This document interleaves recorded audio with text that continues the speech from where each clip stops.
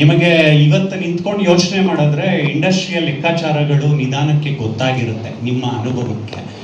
KVN production joint ಆಗಿದೆ, ಅದು ಯಾವ ರೀತಿ ಸಪೋರ್ಟಿವ್ ಆಗ್ಬೋದು ಅನ್ಸುತ್ತೆ? ಕಾರ್ತಿಕ್ ಅವರು, thank you and good morning. And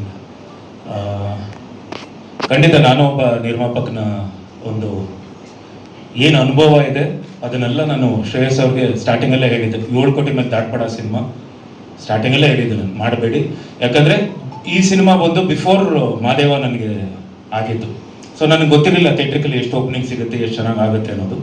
so ನಾನು ಹೇಳಿದ್ದೆ. ಬಟ್ ಅವರು ಆ್ಯಂಡ್ ಅವರು ತಾಯಿಯವರು ಪದ್ಮಾವತಿ ಅವರು ತುಂಬ ಪ್ಯಾಷನೇಟ್ ಆಗಿದ್ರು. ಇಲ್ಲ, ಈ ಸಿನಿಮಾ ನಾವು ಮಾಡಬೇಕು ಅಂದರೆ ದೊಡ್ಡದಾಗೆ ಮಾಡಬೇಕು, ದೊಡ್ಡ ಸ್ಕೇಲಲ್ಲೇ ಮಾಡಬೇಕು ಅಂತ ಅವ್ರಿಗಿದ್ದಿತ್ತು.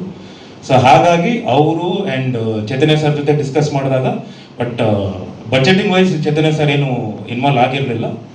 ಬಟ್ ನಾವೆಷ್ಟು ಕಂಟ್ರೋಲ್ ಮಾಡೋಕ್ಕೆ ಹೋದ್ರೂ ಬಟ್ ಸ್ಕೇಲ್ ದೊಡ್ಡದಾಗ್ತಾನೆ ಹೋಗ್ತಿತ್ತು. ಯಾವಾಗ ಸಂತೋಷ್ ನಾರಾಯಣ್ ಅವರು ಒಳಗಡೆ ಬಂದರು ಅದಕ್ಕಿಂತ ನೆಕ್ಸ್ಟ್ ಸ್ಕೇಲ್ ಹೋಯಿತು. ಬಟ್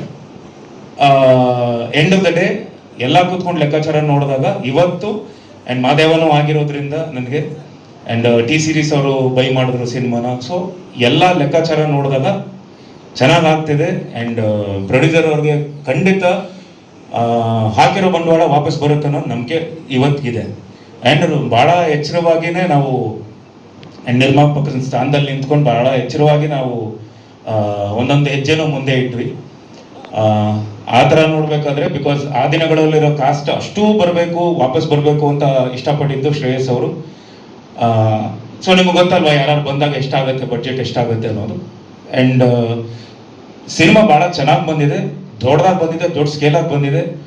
ಆ್ಯಂಡ್ KVN ಅವರು ನಮಗೆ ಆನೆ ಬೆಲ ಇದ್ದಂಗೆ. One of the biggest distributors ಇವತ್ತು ಇಂಡಸ್ಟ್ರಿಯಲ್ಲಿರೋದು KVN ಅವರು. ಸುಪ್ರೀತ್ ಸರ್ ಆಗಲಿ, ವೆಂಕಟ್ ಸರ್ ಆಗಲಿ.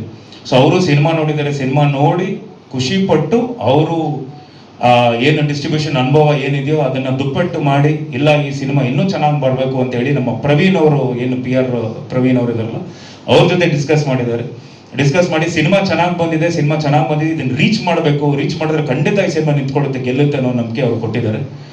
ಆ್ಯಂಡ್ ಅಫ್ಕೋರ್ಸ್ ಇದು ನಿಮಗೆ ನಾನು ನಿಮ್ಮ ಹತ್ರ ಮೊನ್ನೆನೂ ಇಂಟರ್ವ್ಯೂ ನಾನು ತುಂಬಾ ಮಾತಾಡಿದ್ದೀನಿ ಸಿನಿಮಾ ಸ್ಟಾರ್ ಕಾಸ್ಟ್ ಬಗ್ಗೆ ಆಗಲಿ, ಎಲ್ಲರ ಬಗ್ಗೆ ಆಗಲಿ. ಬಟ್ ಈಗ ನೀವು ಕೇಳಿದ ಕ್ವೆಶ್ಚನ್ಗೆ ಇದು ಆನ್ಸರ್ ಅಂದ್ಕೊ.